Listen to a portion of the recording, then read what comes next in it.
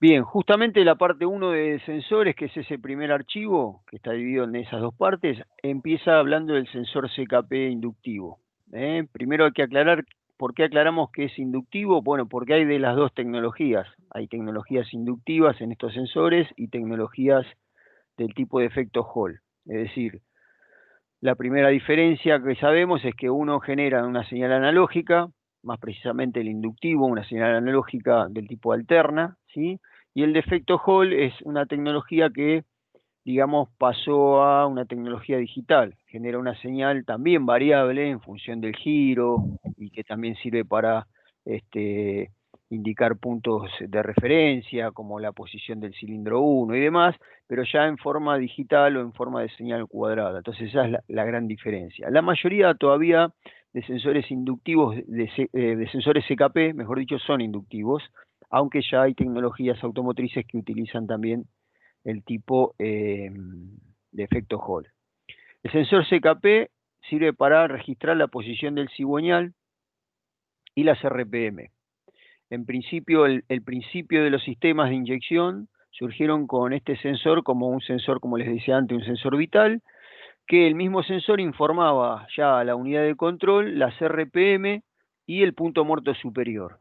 Es decir, ¿cómo lo hace? Bueno, es un captor inductivo, es decir, es una bobina, que ahora les voy a mostrar las partes y cómo está compuesto, que tiene, que lee frente a un reluctor o a una corona dentada, y esa corona dentada o reluctor tiene un punto de referencia o una marca, ¿sí? Si es una corona dentada, por ejemplo, por lo general le falta uno o dos dientes como para marcar una referencia, y incluso hoy en día en los que leen directamente en la polea del cigüeñal, pueden tener una rueda fónica, una rueda magnética, ¿sí? Con una marca también de referencia, pero magnética, digamos, un imán o un imán permanente en algún punto de esa rueda, solidaria obviamente al giro de la polea del cigüeñal, cosa que el módulo reciba una señal precisamente que va a variar en frecuencia y en amplitud en función de la velocidad de giro, en función del régimen del motor, pero también tiene un punto de referencia para contar las vueltas, pero también para indicar, por ejemplo, el punto muerto superior. Entonces, a partir de ahí, teniendo la información de las RPM y del PMS, el módulo puede determinar, entre otras cosas, avance del encendido por RPM, puede calcular o definir la secuencia tanto de la inyección como del encendido, en inyecciones semisecuenciales y secuenciales y en encendidos también del mismo tipo, es decir, el orden, ¿sí?, de ese motor a partir del punto muerto superior, es decir, a partir de leer la posición del cilindro 1. ¿Sí?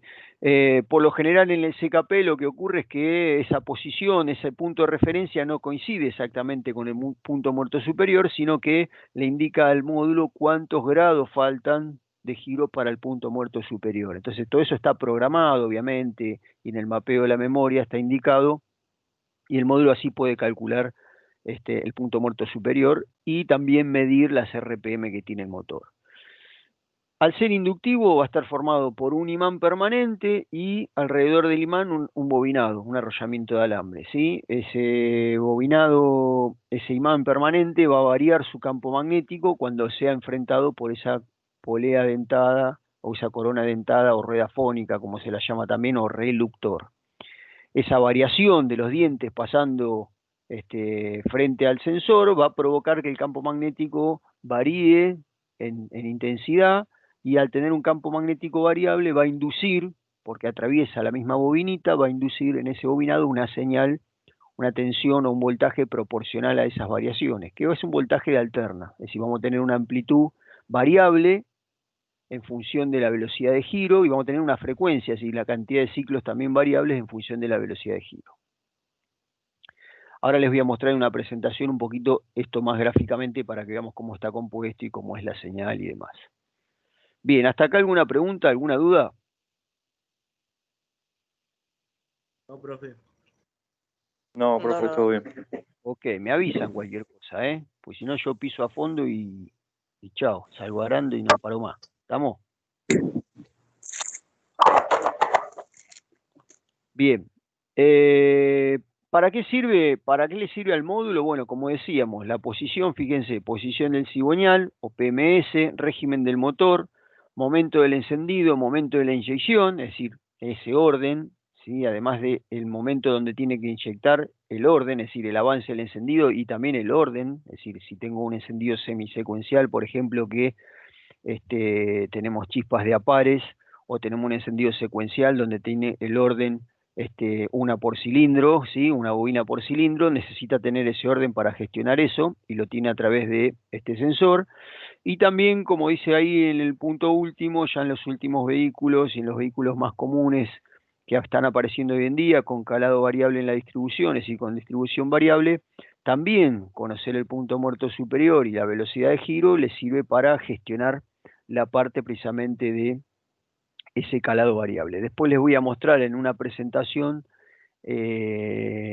más adelante, la semana que viene, por ahí, cuando hablemos un poquito también del CMP, del sensor del árbol de leva, cómo entre los dos sensores, CKP y CMP, tiene que haber un sincronismo, entre otras cosas, para poder variar la distribución en estos motores que hoy en día tienen este sistema de distribución variable, y que es muy importante que este calado sea cada vez más preciso, ¿no? Entonces vamos a ver cómo funciona también. Preparé una presentación para que veamos cómo funciona eso.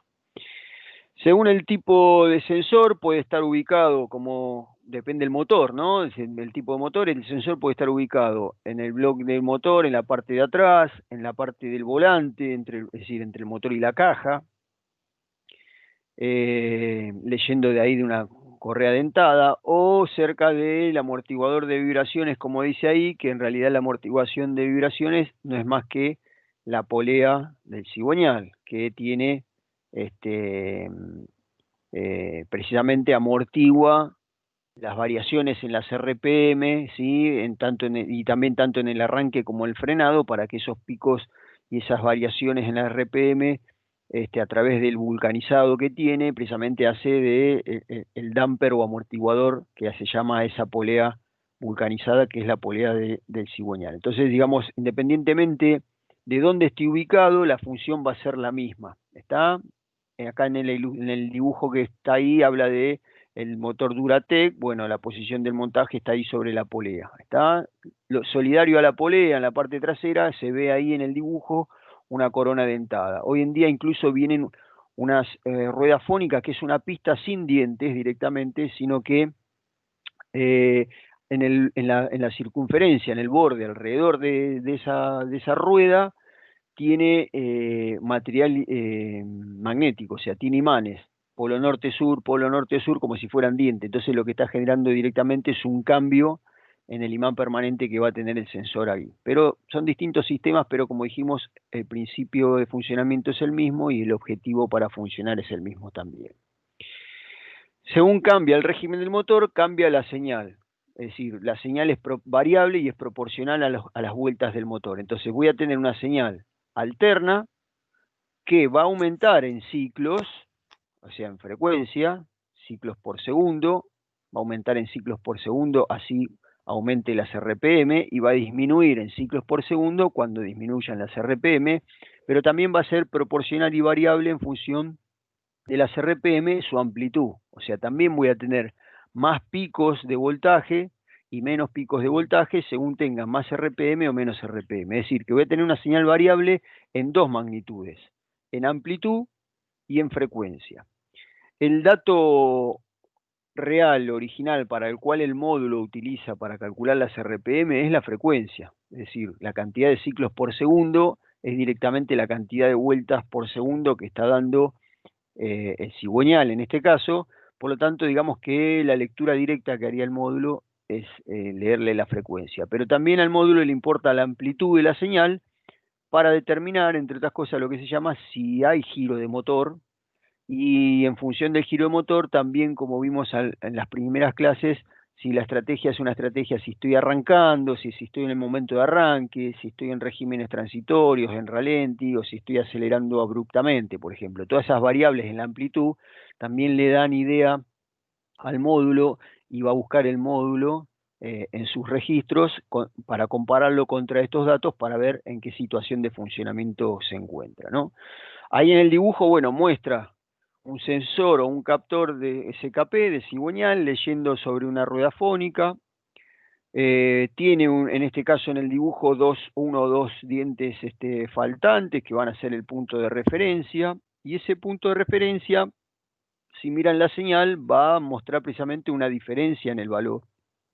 Generalmente lo que hay ahí es un tiempo de ausencia de señal, ¿sí? Porque no hay, digamos, variación en el campo magnético. Cuando el vacío, digamos, o un espacio grande sin dientes pasa frente al captor, no se genera inducción.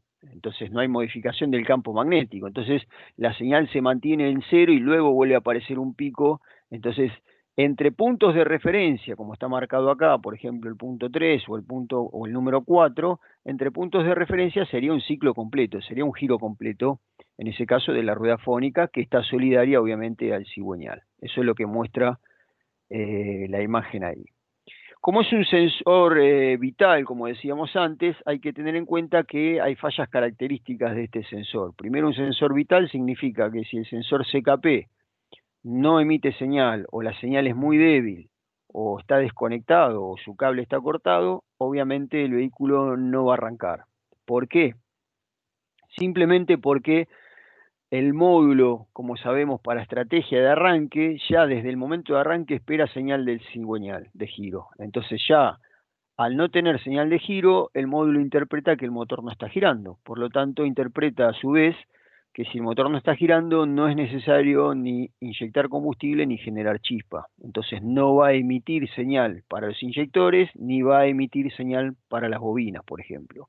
Entonces es un factor muy importante a tener en cuenta, por ejemplo, en vehículos que no arrancan, y lo primero que puedo hacer simplemente rápidamente con una punta lógica, ir a testear si hay señal de los inyectores y señal en la bobina. Si en ninguno de los dos tengo señal, lo primero que tengo que ir a chusmear es la señal del CKP, ¿sí? A ver qué está pasando ahí, si hay señal, si la señal es débil, es correcta o no. Así vamos como para iniciar un proceso del diagnóstico. Es decir, yo ya sé que ausencia de esa señal o esa señal debilitada me inhabilita señal o pulso en los inyectores y en la bobina. Entonces ya tengo un prediagnóstico relacionado con eso. Y también hay vehículos hoy en día que, como incorporan el CMP, que es el otro sensor que está por acá abajo y que vamos a estar hablando la semana próxima, que es leer la posición del cilindro 1, pero desde el árbol de leva, es decir, el CMP es la posición en el árbol de leva o sensor de fase, como se lo llama. Hay vehículos que toman esta estrategia de decir, bueno, me falta la señal del inductivo del CKP, pero el módulo puede leer que el motor está girando si gira el árbol de leva. Entonces igualmente arranca y va a estar en estrategia de emergencia, va a estar, como dice ahí, limitado seguramente, limitado en potencia y demás, o va a estar el check encendido, o le va a costar arrancar, depende de la estrategia de emergencia que tome y determine cada fabricante para este tipo de fallas. Pero es muy importante tener en cuenta que precisamente es un sensor vital y que si en la ausencia de un sensor vital no hay precisamente funcionamiento en los principales sensores que tengan que ver con o en relación a la inyección y el encendido, a las dos cosas. Bien, ¿alguna pregunta hasta acá? No, profe. No, profe. Bien. Nosotros el año pasado en sistemas electrónicos, cuando yo les hice hacer algunas prácticas de mediciones, perdón, de mediciones y medimos sobre algunos sensores y demás, no sé si recuerdan, estuvimos viendo, la idea cuál era, sin tener específicamente cuál es el principio de funcionamiento o para qué utiliza el sensor o utilizaba el módulo cada uno de estos sensores, era tener ya la familiarizarse con componentes y, entre otras cosas, agilizarnos con el tema de multímetro, tester, ya que estaban también viniendo de la parte eléctrica y un poquito de todo. Esos sensores inductivos, que incluso yo les hice medir en algunos la resistencia y demás, es precisamente el proceso lógico del diagnóstico, es decir, ¿cómo diagnostico si un sensor está bueno o no, o está funcionando o no? Bueno, tengo dos vías de diagnóstico. Una vía que se llama vía, digamos, pasiva o estática, es decir, como es un sensor inductivo, voy a tener la posibilidad de medirle la resistencia a la bobina para ver si la bobina no está cortada, si está dentro de los valores normales o no está en corto, es decir, no mide cero. ¿Y por qué? Porque en cualquiera de esas tres opciones la señal inducida no va a ser la correcta, ¿no? Si está en cortocircuito no va a haber señal inducida, porque es cero resistencia, no tiene posibilidad de generar señal. Si está en circuito abierto tampoco, porque está cortada la bobina. Y si el valor de resistencia ha variado, por más o por menos, el valor de la amplitud de la señal también va a estar fuera de los valores normales. Entonces, digamos, una opción de medición estática es medirle la resistencia. Y la otra opción es la medición dinámica o medición activa, es decir, cómo verificar si viene señal del sensor y si la señal está dentro de los parámetros correctos. ¿Ok? Sí, profe. Bien, voy a mostrar algunas opciones. ¿Qué opciones tenemos en sensores inductivos? Bueno, tenemos dos opciones. Tenemos sensores inductivos con dos terminales, como este, o con tres terminales, como este. Ahí. Con dos terminales significa que el captor inductivo tiene su cable mallado y los dos cables o terminales son directamente las conexiones de la bobina internamente dentro del captor. Es decir, el captor internamente lo que tiene acá es un encapsulado, el captor tiene un encapsulado y dentro del encapsulado está el imán permanente, que acá se ve en la punta el imán, y dentro del encapsulado está la bobina alrededor. Los dos extremos de la bobina van directamente a los dos extremos de la ficha o conector. ¿Está bien? Y eso va directamente conectado al módulo de control. Una de las características de todos los sensores inductivos es precisamente que no requieren alimentación. Yo no tengo que enviarle alimentación al sensor para que genere señal, porque la señal se genera precisamente por inducción, ¿está? Por variación en el campo magnético, y entre estos dos bornes yo voy a medir directamente la señal variable en amplitud y en frecuencia.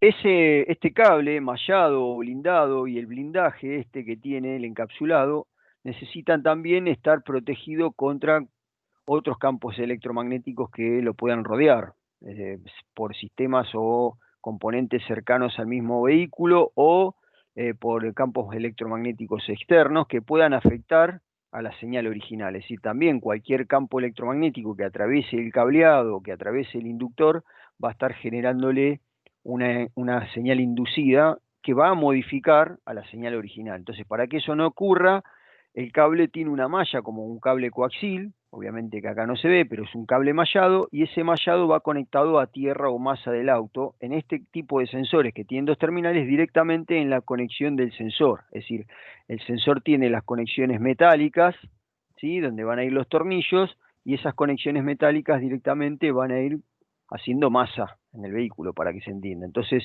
todo el mallado internamente del cable, todo el mallado está conectado internamente, y el encapsulado, que está protegido también internamente, está conectado a estas orejas metálicas que van a ir atornilladas directamente haciendo masa donde esté colocado, generalmente en el bloque del motor, obviamente. La otra opción es que el sensor, acá tengo otro, el encapsulado es similar, ¿sí? Es lo mismo, también tienen un cable mallado, cable mallado que también es flexible y además está Y lo protege del calor del motor, ¿no, profe? Claro, protege además de inducciones y demás, protege de los agentes que lo rodean. Ahí hay alta temperatura en el bloque y cercano al bloque, entonces todo eso no tiene que afectar ni al funcionamiento eléctrico ni a la parte física, digamos, del cableado. Y en este caso, el captor no tiene conexión a masa directa, digamos, en el cuerpo, donde va atornillado. Este va atornillado con un soporte plástico. Acá tengo uno con el soporte colocado, que es igual, que funciona de la misma manera, ¿sí? Tiene un soporte plástico y el soporte tiene fijaciones, ¿sí? Ahí están las tuercas y demás, pero no tiene fijación de masa. Generalmente este tipo de, por ejemplo, este tipo de soporte además tiene la posibilidad de variarle la distancia, o sea, yo lo puedo aflojar y fíjense, lo puedo correr, desplazar, ¿ven? Lo alejo o lo acerco de los dientes de la polea. Eso va a favorecer a regular lo que se llama el entrehierro o la luz, o sea, la distancia entre el sensor y los dientes de la polea que va a pasar enfrente. Hoy la mayoría de los sensores ya no traen regulación, porque si bien la regulación es buena para decir, bueno, si tengo una señal débil o debilitada, lo puedo acercar un poco la luz, o sea, cuanto más cerca esté de los dientes, más intensidad de campo magnético variable tengo, y eso favorece a tener una señal más reconocida por el módulo, pero también la contra que tienen los sistemas que tienen ajuste de luz es que se puedan aflojar por las mismas vibraciones. Esto lleva un torque específico y a veces se aflojan porque tiene suciedad o a veces se desarman y se desmontan para algo y generan precisamente que después al quedar flojo se vaya aflojando solo y se vaya alejando solo, y obviamente cuanto más lejos la señal es más débil y el vehículo se para cuando llega un momento que el módulo no lo capta. ¿Está bien? Este cable mallado y todo este blindado tiene conexión a tierra, pero directamente en el terminal. Por eso este tiene 3. ¿Está bien? Entonces acá, en esta ficha, voy a encontrar dos pines que corresponden a la bobina y un tercer pin que va a masa en el vehículo, que no tiene conexión directa con la bobina. Simplemente es, para que se entienda, es la conexión del mallado o la malla del coaxil, que conectado en el auto va a ir ese cable, ese pin va a ir conectado a masa o a malla del vehículo, a tierra del vehículo. ¿Ok? Es la única diferencia. Entonces, puede tener 3 terminales con la masa del blindaje incluida, o puede tener 2 terminales como en el otro, donde la masa de blindaje va a estar directamente en el tornillo de conexiones. Pero el principio de funcionamiento es exactamente el mismo. ¿Ok? ¿Preguntas hasta acá? No, profe. No, profe. Bien, perfecto. Algunos vehículos es fácil el acceso a este sensor, otros no es tan fácil y hay que acceder, por ejemplo, desde abajo y no está en un lugar cómodo. Por eso, hacer un buen diagnóstico antes del desmontaje es muy importante. A veces en algunos autos donde no es cómodo acceder al sensor, quizás es más cómodo acceder, por ejemplo, a la pinera o al conector de la ECU o del módulo de control de motor y medir desde ahí a ver si llega la señal, por ejemplo. O incluso la misma resistencia del captor la puedo medir desde ahí con alguna variante, digamos, en porcentaje de margen de error y tolerancia por el cableado un poco más largo, porque estoy midiéndolo desde el lado de la ECU o del módulo de control. Pero digamos que las variables dependen de la instalación y la fabricación y el diseño del vehículo. Hay sensores, hay captores que no, que están muy accesibles, que están muy a la vista, incluso su conector y su ficha, y que por ahí sí puedo hacer una medición directa de la resistencia del captor directamente montado en el vehículo. ¿Por qué digo esto? Bueno, porque es importante, como en todos los sistemas, tener en cuenta que a la hora de hacer un diagnóstico tengo que tratar de evitar hacer desarmes que no son necesarios o desmontajes que no son necesarios y estar seguro antes de cambiar un elemento, sobre todo cuando está incómodo o cuesta tanto y lleva mucho tiempo cambiarlo y sustituirlo. Entonces, se supone que el camino del diagnóstico previo al desmontaje y al cambio y a la sustitución, si eso es lo que hay que hacer, el camino del diagnóstico tiene que llevarme precisamente a determinar si fehacientemente el problema es ese elemento y ahí sí proceder a reemplazarlo si es necesario. ¿Ok? Bien. Para medirlo, para hacer mediciones, por ejemplo, de la resistencia o medir la resistencia en un sensor, basta con, colocado o no en el vehículo, basta con medirle la resistencia entre los pines que correspondan a la bobina, simplemente. ¿Sí? Los valores de resistencia normal, digamos, van a estar indicados por el fabricante en un manual, en el manual de reparaciones seguramente, o en el manual de servicio. Es decir, ¿qué significa esto? No todos los sensores CKP y de cigüeñal de todos los autos van a medir lo mismo, ¿sí? Yo lo que compruebo al medir la resistencia son 2 cosas. Primero, que no esté cortada y en corto, o sea, tiene que tener un valor de resistencia. Si estuviera cortada me da infinito, si estuviera en cortocircuito me da 0. Y después, por otro lado, controlar que tenga el valor que me indica el fabricante. Ahí tengo que remitirme directamente al manual, ¿sí? O sea, ¿cómo mido la resistencia? Bueno, como ustedes hicieron también y estuvieron practicando el año pasado, es medir directamente la resistencia entre los 2 bornes del sensor, ¿sí? Este sensor tiene alrededor de 700 ohm, ¿sí? Yo estoy en escala ahora, les estoy diciendo porque no se ve muy bien, pero estoy en la escala de 2K, 2 kilo ohm. Así que estoy en 0,700, estoy promedio en 700 ohm.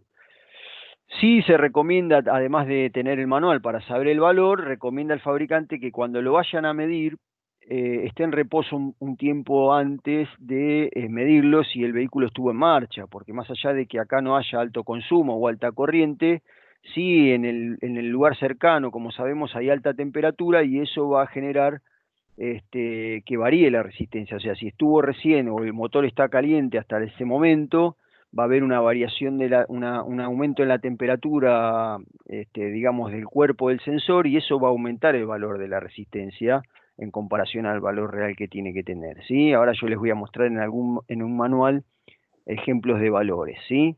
En estos que son 3 terminales, como dijimos antes, solamente obviamente 2 van a coincidir con el de la bobina. Si tengo un plano eléctrico o un manual, me va a decir directamente la vista según la forma del conector o los números. Hay conectores como estos que muy chiquitito tienen números o letras, 1, 2, 3 o ABC, o están indicados de alguna manera para que yo sea cuáles son los dos que corresponden a la bobina.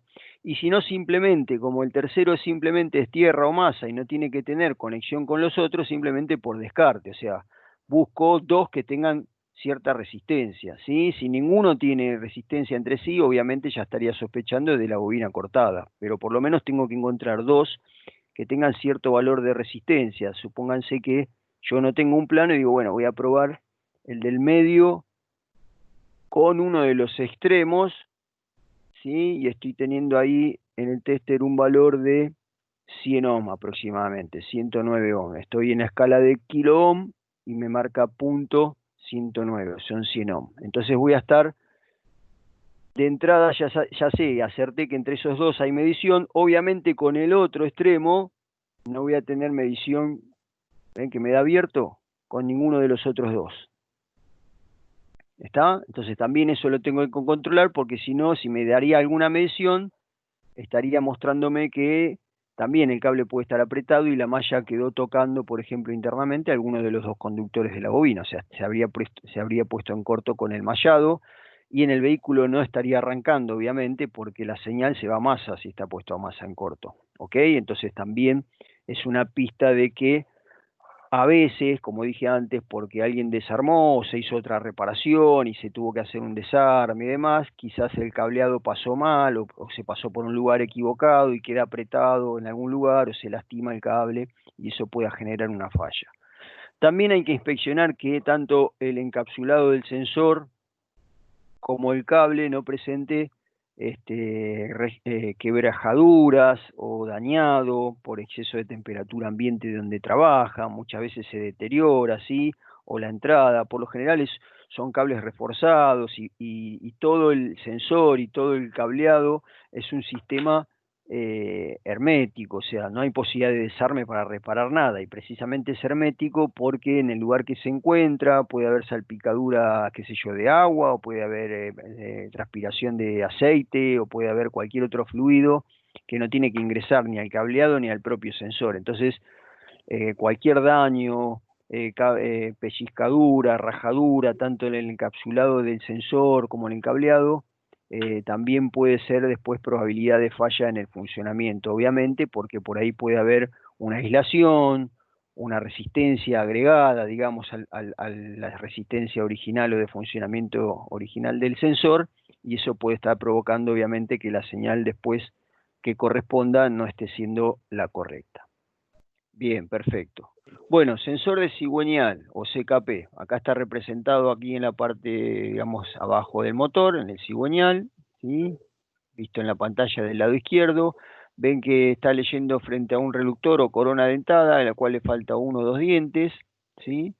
Y eso está marcando el punto muerto superior o cuántos grados le faltan para el punto muerto superior. Eso depende de los motores. No necesariamente el punto de referencia tiene que coincidir con el punto muerto superior, sino que también, como les decía, puede estar el punto de referencia indicando una cantidad de grados que le falten para el punto muerto superior. Eso lo tiene obviamente programado ya el módulo y ya sabe y lo tiene en cuenta a la hora de la gestión. En la parte superior, el árbol de leva, también acá va a representar, si lo ven acá arriba, un sensor que es el CMP. Ahí también el árbol de leva tiene un reductor con una ventana o con una referencia, que después vamos a ver la semana que viene, que también les va a estar marcando la posición del cilindro 1.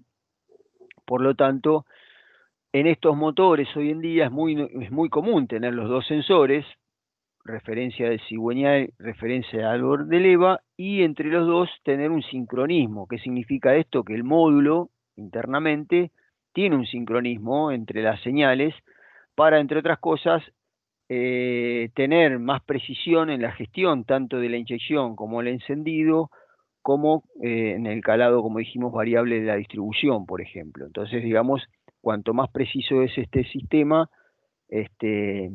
más requiere, digamos, de ese sincronismo. De hecho, hoy en día, reparaciones mecánicas relacionadas, por ejemplo, a la distribución, como un cambio de correa o cadena de distribución o un cambio de kit de distribución, en muchos motores requiere hacer o programar lo que se llama puesta en sincronismo entre CKP y CMP, o sea, tengo que poner un escáner y sincronizar las señales nuevamente, ¿sí?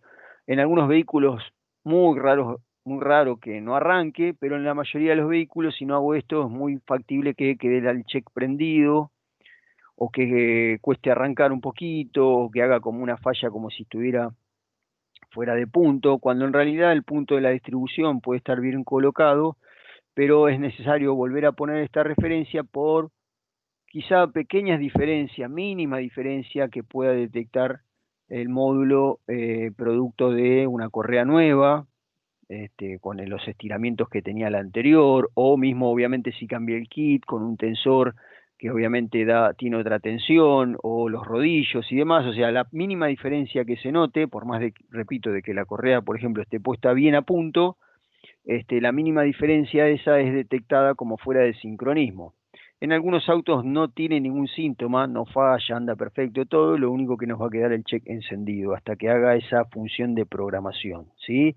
Muchos de los escáneres hoy en día incluyen ya esta función de programar o lo que se llama ajustar el sincronismo entre CKP y CMP.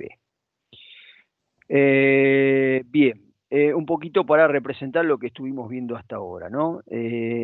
Obviamente en el plano eléctrico, que después vamos a ver nosotros, va a estar directamente indicándonos los terminales del sensor y su conexión directa con el módulo. Después vamos a ver en ejemplos incluso de los manuales de cómo medir y qué valores tengo que tener, manuales genéricos, ¿no? Y manuales también de algunas marcas, les voy a mostrar.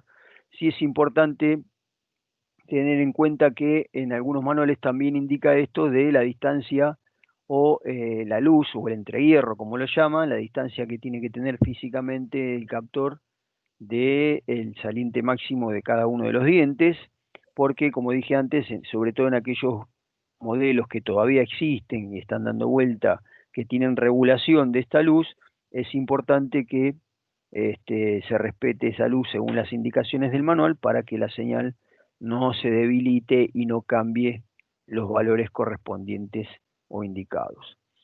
El sensor, como dijimos, puede tener el cableado incluido, como los que les mostré yo recién, o puede ser directamente el encapsulado y el cableado directamente ser parte de la instalación del auto, ¿sí? O sea que solamente lo que tengo es el encapsulado y la ficha y el terminal, ¿sí? Acá lo vemos en corte, como les decía, el encapsulado está blindado, toda unidad sellada, un imán permanente que es el núcleo, alrededor la bobina, y en este caso el del ejemplo es de 2 terminales, porque tiene, si se fijan acá, el ojal tiene metal, o sea que también va a ser masa directamente en el tornillo, ¿sí? Internamente ese metal tiene todo un blindado que tiene que ver con hacerlo, para llamarlo correctamente, antiparasitario, o sea, que no se generen campos electromagnéticos no deseados y eso no genere corrientes o ruido eléctrico, corrientes no deseadas o corrientes parásitas. Y los dos extremos de la bobina, como les decía, están directamente conectados o son solidarios a los dos terminales donde va a ir la conexión, y esa conexión termina directamente en el módulo o unidad de control. Bien, ¿qué más podemos decir del sensor? Bueno, como les decía, el sensor es un captor inductivo. Yo podría hacer la prueba también, así como medí recién en el sensor, solo en la mesa, medí la resistencia, también puedo poner el tester en voltaje sobre los dos terminales del sensor y pasarle un hierro o un material ferroso que sea buen conductor o permeable a las líneas de campo magnético, y voy a medir en ese tester que hay variación de voltaje de alterna, ¿sí?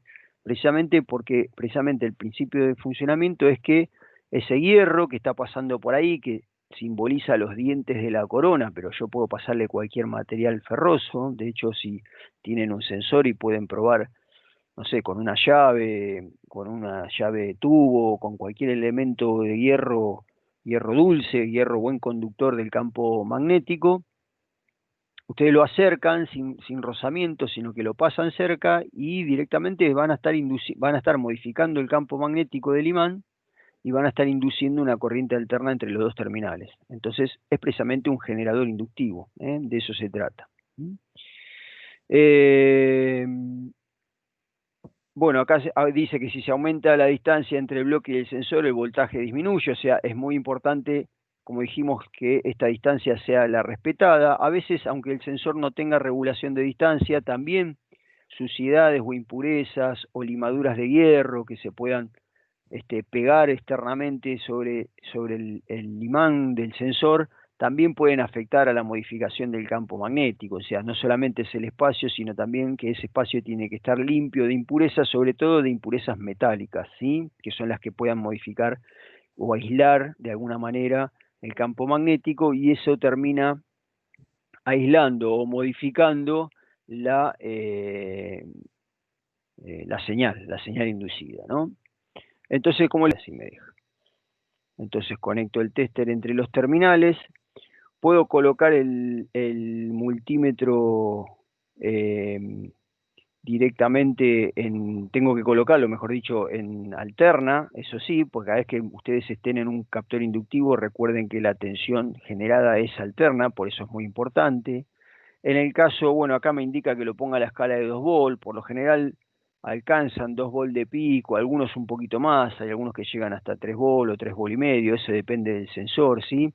Y obviamente lo que quiere mostrar acá, que si yo paso un hierro, cualquier hierro dulce o un hierro que sea buen conductor magnético, yo voy a medir un voltaje variable, ¿sí? Es decir, en un sentido y en el otro alcanza un máximo y un mínimo porque estoy generando una alterna. O sea, independientemente de que esta pieza sea una corona dentada o no, cualquier hierro cercano a él va a generar una inducción. ¿Está claro? El hecho de que sea después la lectura sobre una corona dentada es precisamente para que se genere esto cíclicamente, y que tenga diente y espacio paseando, y que a su vez esa velocidad me dé una frecuencia en el sensor. Pero yo puedo probar un sensor tal cual lo estoy mostrando acá en el simulador, directamente en una mesa pasando un pedazo de hierro cercano a él.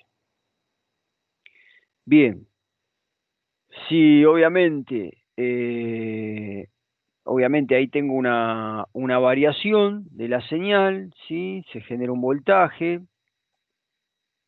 y si lo muevo más rápido, lo que voy a tener un voltaje que aumenta. O sea, cuanto más rápido muevo, más picos aumenta el voltaje, ¿sí? Es decir, más pico de tensión obtengo, ¿sí? Ahí a veces no se llega a apreciar por el tester, pero como dijimos, a mayor velocidad de giro de lo que va a estar en la corona dentada, mayor va a ser la amplitud o el voltaje de la señal, ¿sí? Entonces colocamos el voltaje aumenta. Bien, vamos a ver qué pasa después si la corona está detenida. O sea, acá dice, si coloco el bloque debajo del sensor y lo dejo ahí, no hay señal inducida. Está claro, es decir, la única manera de que haya inducción es que el campo magnético del imán del sensor varíe. Y para que el campo varíe, tiene que haber un movimiento de ese material ferroso cercano a él. Es decir, como dijimos antes, la corona o el motor parado y la corona dentada detenida no va a estar generando señal. ¿Ok? Por lo tanto, es muy importante tener en cuenta esto, porque para el principio de inducción dice que para que haya inducción tiene que haber un campo magnético variable. Si el campo magnético no varía, no hay señal o tensión inducida. Entonces no se genera voltaje cuando se coloca el sensor y se deja quieto. ¿Ok? Bien, voy a avanzar y dice, si lo dejo junto al sensor y lo dejo ahí, ¿sí? ¿Qué voltaje se genera? Tampoco se genera voltaje. ¿ok? Porque independientemente de dónde esté, no hay movimiento. Si no hay movimiento, no se genera voltaje, no hay tensión inducida. Bueno, obviamente no se genera ningún voltaje con un bloque fijo, es lo que dijimos recién. Y sí, también lo que muestra acá es que si me alejo, la señal inducida, si me alejo del sensor, fíjense, la señal inducida cuando el sensor, con el hierro cercano al sensor, tiene un valor, y si me alejo, por más que me mueva, ese valor cae. O sea, cuanto mayor, como dijimos, es la distancia, menor es la tensión inducida. O sea, baja el voltaje, disminuye el voltaje generado. Bien. Dos cosas podemos simular: la medición pasiva y la medición activa o dinámica, ¿sí? Vamos a buscar primero, voy a buscar primero el diagrama.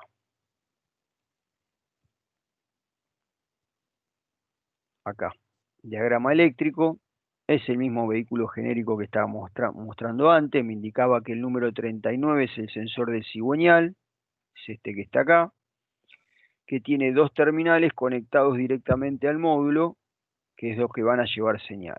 Entonces voy a ver la información que me da de este sensor. Me dice que tiene un voltaje que llega a 1 volt y que la resistencia es de 200 ohm, la resistencia de la bobina. También me dice dónde está ubicado y me muestra en un oscilograma cuál es la forma de onda que se tiene que generar, en qué condiciones con el motor en ralenti, y medido esta señal en el pin 1 del sensor respecto de masa. Es decir, motor en ralenti, siempre que hagan mediciones en ralenti o estén indicadas mediciones en ralenti, se sobreentiende que tiene que estar a temperatura normal de funcionamiento, es decir, por lo menos mínimo a un ralenti estabilizado, es decir, el ralenti, si el motor está frío, va a ser un ralenti superior al normal, y está bien que así sea porque la mezcla va a estar enriquecida. Entonces lo que se busca es que el ralenti esté estabilizado a un valor de temperatura de motor normal. Por lo general ya hablan superior a 60 grados, ¿no? Pero lo ideal es que llegue a la temperatura normal de funcionamiento, entre 80 y 90 grados, dependiendo del motor, y que midiendo con un osciloscopio pueda yo comparar con el oscilograma que me dibuja acá con el tipo de forma de onda. ¿Qué voy a poder ver acá? Que los valores están dentro de los valores normales para un ralenti, y además estudiar en el osciloscopio que esa forma de onda no esté deformada, no esté atenuada en ninguna parte, que no tenga interferencia. Cualquier interferencia o ruido eléctrico acá estaría generando alteraciones en la forma de onda, ¿está bien? Entonces todo eso lo veo con un osciloscopio, y son cosas que, por ejemplo, con un multímetro no puedo ver. O sea, yo puedo ver, como vimos recién, el voltaje generado, pero no puedo ver, por ejemplo, si hay ruido eléctrico o interferencia. Entonces ya es un paso más avanzado en el diagnóstico esto de usar un osciloscopio, ¿ok? Entonces ya tengo información de 200 ohm de resistencia, por ejemplo, y colocando un osciloscopio tengo información de forma de la onda entre el pin 1, dice ahí, y masa. O sea, entre el terminal 1 del sensor y masa, tendría que estar midiendo esa señal, ¿ok? Vamos a hacer las pruebas que me indica. Vamos a medir primero con el multímetro la resistencia del sensor. Para eso lo desconecto. Ya en el mapa de ubicación me decía que era este. Fíjense, este tiene solamente 2 terminales, por lo tanto es más simple porque directamente sobre los 2 terminales voy a tener que medir la resistencia. El tester en ohm, escala de 200 no me alcanza, escala de 2K, porque está justo midiendo 200 ohm, escala de 2K me indica 0,200 kilo ohm, o sea 200 ohm como indicaba el manual. ¿Ok? ¿Alguna pregunta hasta acá?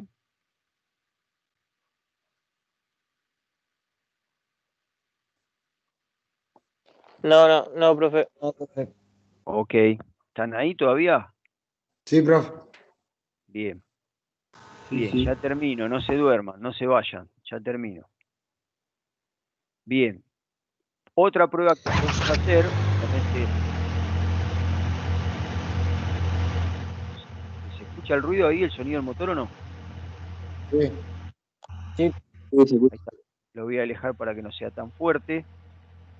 Obviamente dijimos que se trata de un sensor vital, ¿sí? De paso lo dejamos tomar temperatura. ¿Y qué significa esto? Obviamente que si yo lo desconecto, automáticamente el motor se detiene, porque el módulo detecta que no hay señal de giro, ¿ok? Si yo intento darle arranque,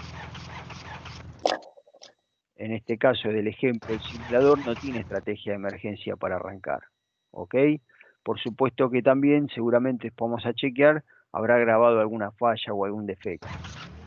Apenas lo conecto, vuelve a arrancar, o sea, como dijimos las primeras clases, directamente no puede reconocer ni siquiera la estrategia de arranque, porque no detecta pulsos o giro del sensor CKP o sensor de cigüeñal, ¿sí? Vamos a usar entonces el osciloscopio para medir la señal.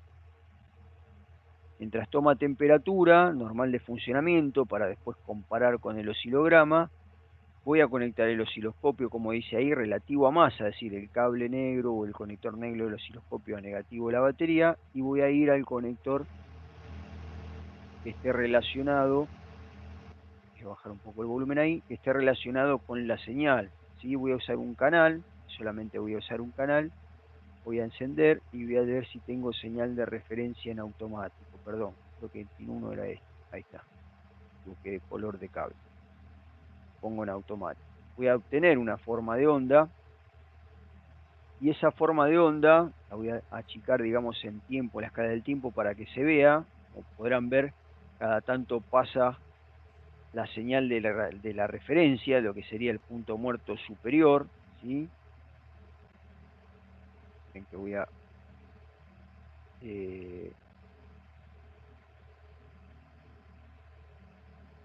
ok, canal 1, ahí les voy a poner a medir frecuencia.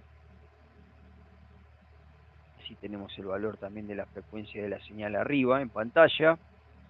Y como dijimos, el punto muerto superior es el que pasa ahí como referencia, ¿sí? Es decir, lo que me marca ahí como referencia del PMS, esa variación en la señal, ¿está bien? Ahí lo congelé ahí en el medio para que se vea.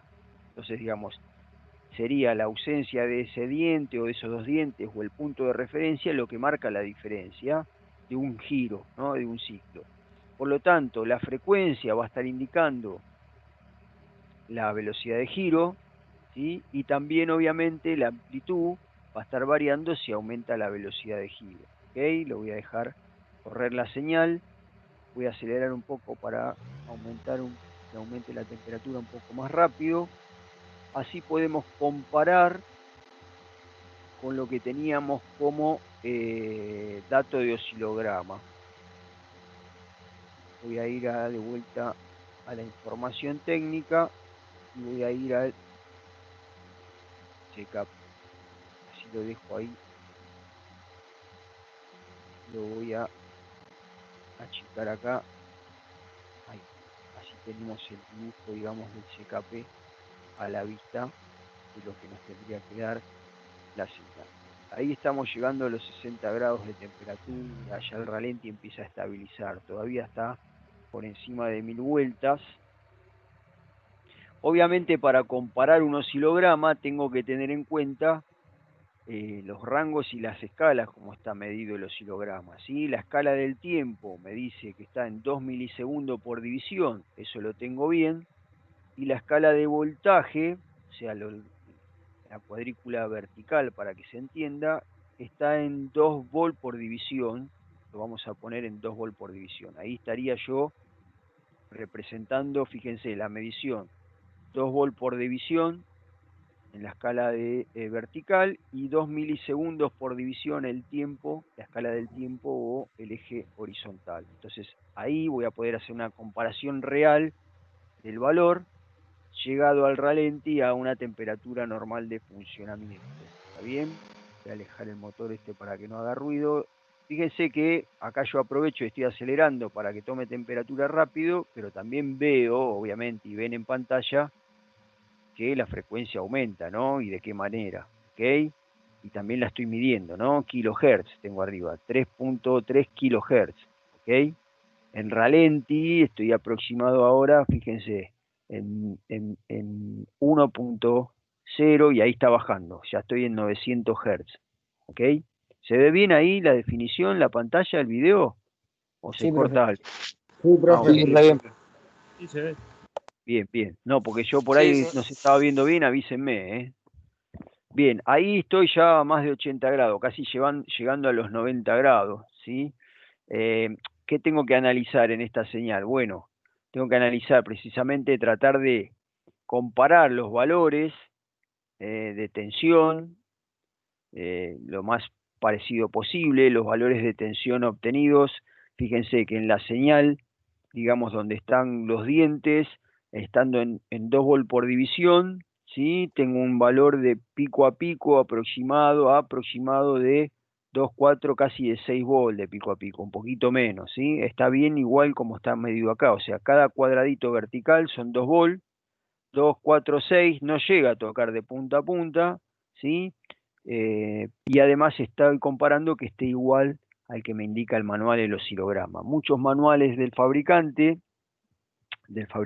sí, manuales originales, sobre todo en los manuales de reparación y de diagnóstico, tienen los oscilogramas o la foto o la imagen de cómo se tiene que ver la señal en un osciloscopio, como para ayudar al técnico, para que el técnico tenga una ayuda extra de cuando conecta un osciloscopio para saber si está bien o está mal la señal, ¿no? Una ayuda a la comparativa. Y por supuesto, donde está la ausencia de señal, también, si se fijan donde está la ausencia de señal, los valores pico a pico coinciden, y además de ver que coincidan los valores, obviamente, como dije antes, ver y verificar que no haya ruido eléctrico o deformaciones en algún momento, ¿está bien? Está bien si tuviera sucio, como dijimos, o limadura de hierro o interferencias en el campo magnético, la señal tiende a atenuarse, o sea que vería menos valor pico a pico, o sea, esta señal sería mucho menor de punta a punta, para que se entienda, del pico positivo al pico negativo sería cada vez más chica, entonces me estaría dando una pista de que como yo estoy midiendo directamente en el sensor, una pista de que o el sensor tiene un problema en la distancia o en la suciedad, o un problema en la variación del campo magnético, ¿sí? Si la resistencia a la medida estaba bien, no debería tener modificación en el campo magnético, porque la señal inducida, el voltaje también depende de la resistencia, o sea, por ley de Ohm. Así que no hay mucho más, acá no hay posibilidad de que se queme, o mejor dicho, que se corte la bobina por temperatura o por consumo eléctrico, es decir, no estamos en presencia de un sensor que maneja alta corriente y que, por ejemplo, por el exceso de temperatura de funcionamiento corre el riesgo también de que se corte la bobina. O sea, acá no estamos en ese tipo de riesgo de problema. Sí, como dije antes, por algún desarme, a veces incluso se deja flojo o incluso se golpea sin querer, haciendo alguna reparación y demás, eso sí puede romper internamente el imán o el núcleo del sensor, entonces el campo magnético ya se modifica en su forma y eso va a modificar también la forma de onda de la señal, o sea, son esas cosas, digamos, lo que podemos tener como variantes, ¿no? Como posibles variantes en el mal funcionamiento. Bueno, y obviamente comparar que cuando acelero y desacelero aumenta, si se fijan, además de aumentar la frecuencia, es decir, la cantidad de ciclos por segundo, fíjense que los picos alcanzan mayor valor, ¿ya?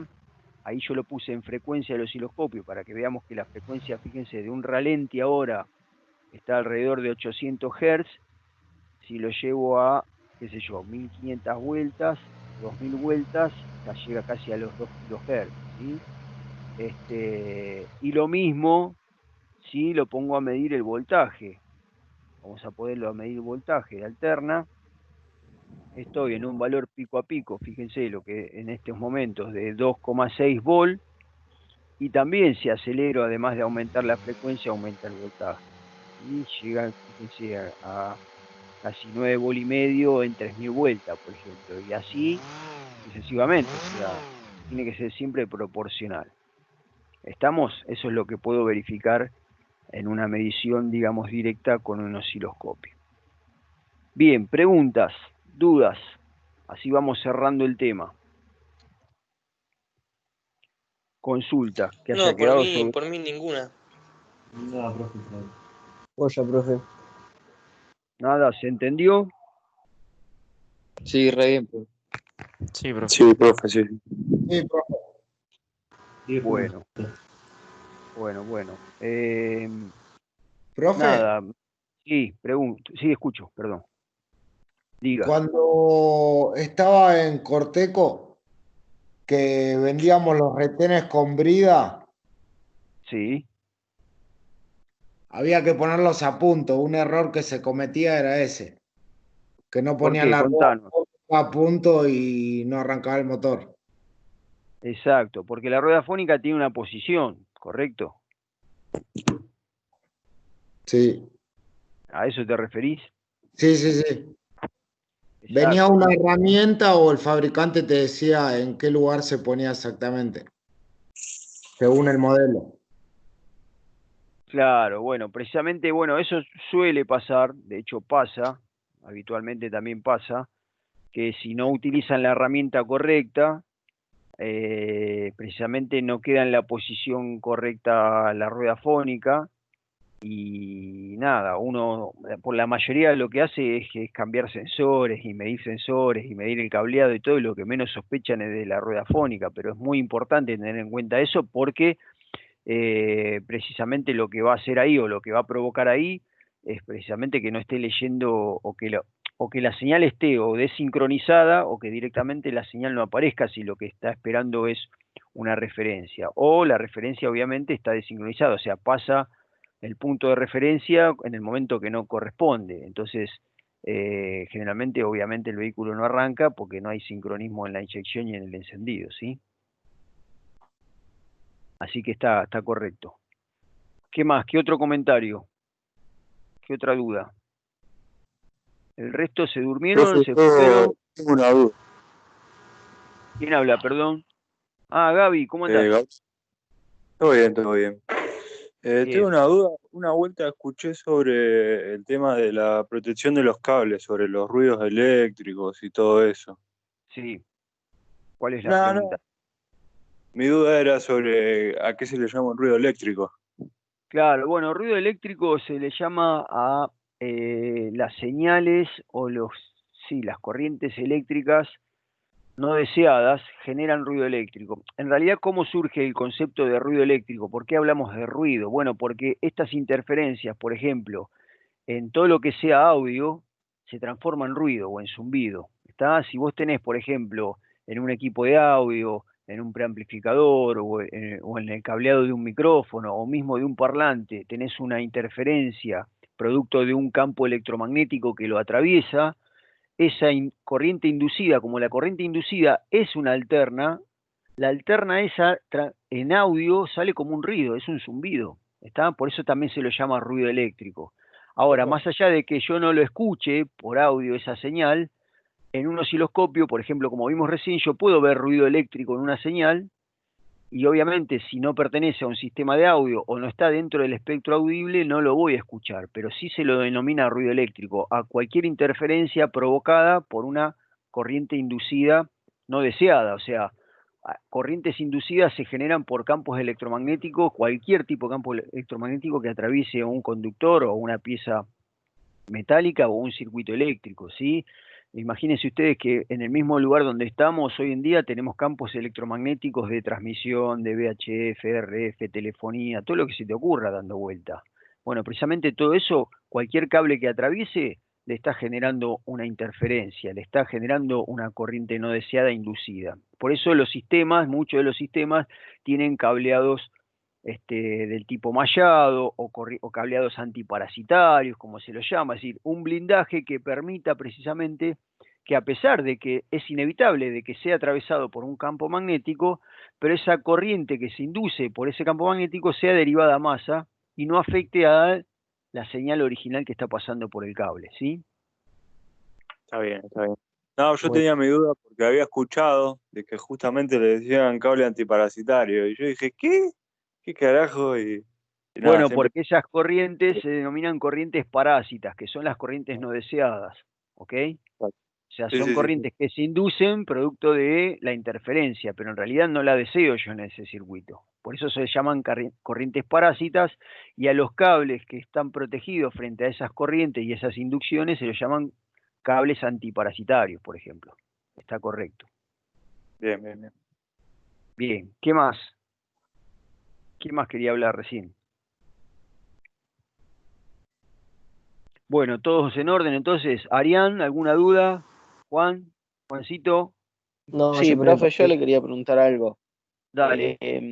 ¿Cómo es lo que nombró del desfasaje de señal? ¿Cómo se daría eso? Desfasar una señal es que la señal está corrida en el tiempo. O sea, así como la vemos nosotros en un osciloscopio, graficada en función del tiempo, que la señal esté desfasada o desincronizada significa o indica precisamente que está corrida en ese tiempo. Entonces, piensen ustedes que yo tengo esta señal que estábamos viendo recién, que tiene un punto de referencia y que tiene que estar sincronizada con la misma señal del CMP del punto de referencia.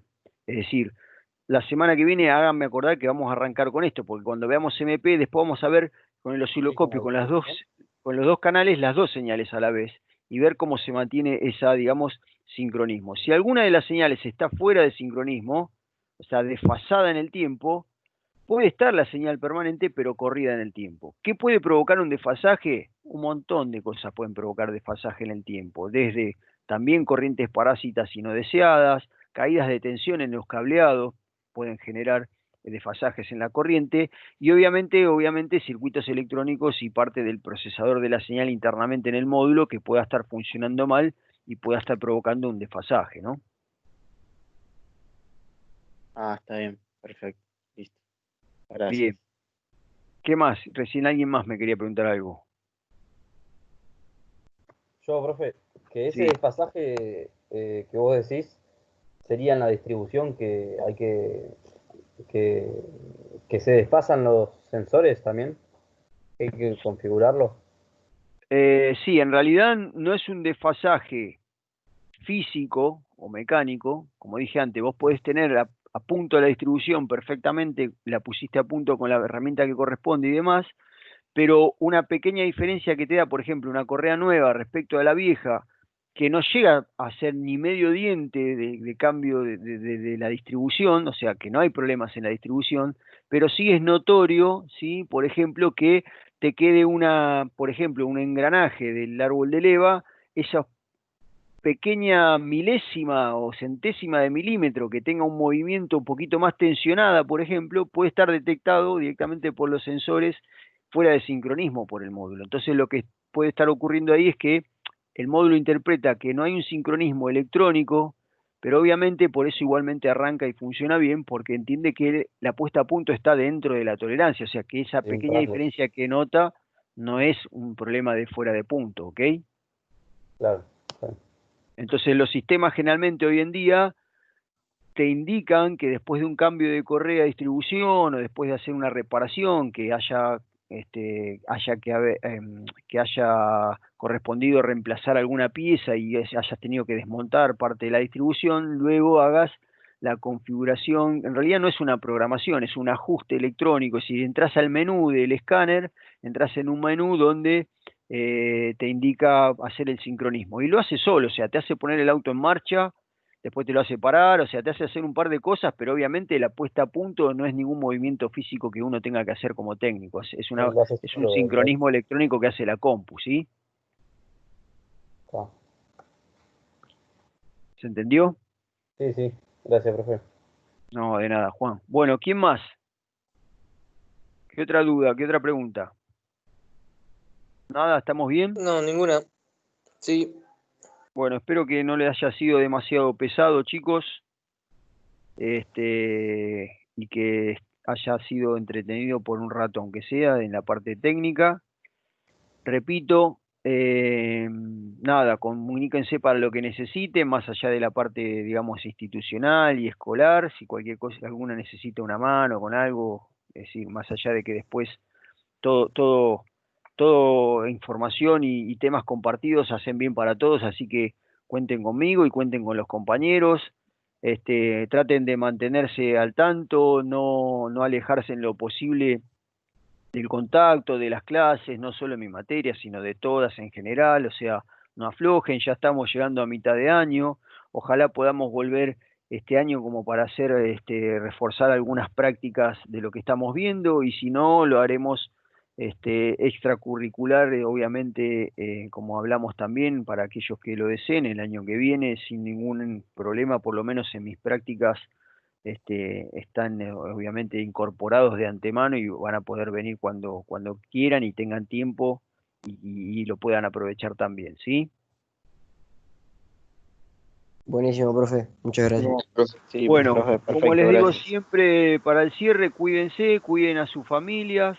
Nos volvemos a encontrar por este medio la semana que viene, y por chat o por chat de acá, o si quieren publicar algo también acá en el grupo, va a ser bienvenido. Fíjense, revisen esos archivos que les subí, que resume un poquito de todos los sensores, si bien no hace falta obviamente ponerse a estudiar en particular todo el apunte, pero vayan viendo a medida de los sensores que vamos viendo y que estuvimos viendo, vayan viendo ahí como para tenerlo como resumen, y cualquier cosa, cualquier duda que tengan me lo consultan sin problema, ¿sí? Dale, profe, buenísimo. Sí, profe. Dale, Bueno, dale. Perfecto. bueno, me alegro, chicos, que estén bien, les mando un abrazo, a cuidarse, a descansar, a comer algo, y nada, estamos en contacto. Usted también, Abrazo profe, grande. cuídese. Bueno, Abrazo profe, grande a todos. listo, gracias. Chao, profe, abrazo. Saludos. Chao, chao. Chao, cuídate, cuídense, Hermano, chicos. igual. Buena semana para todos. Chau, chau.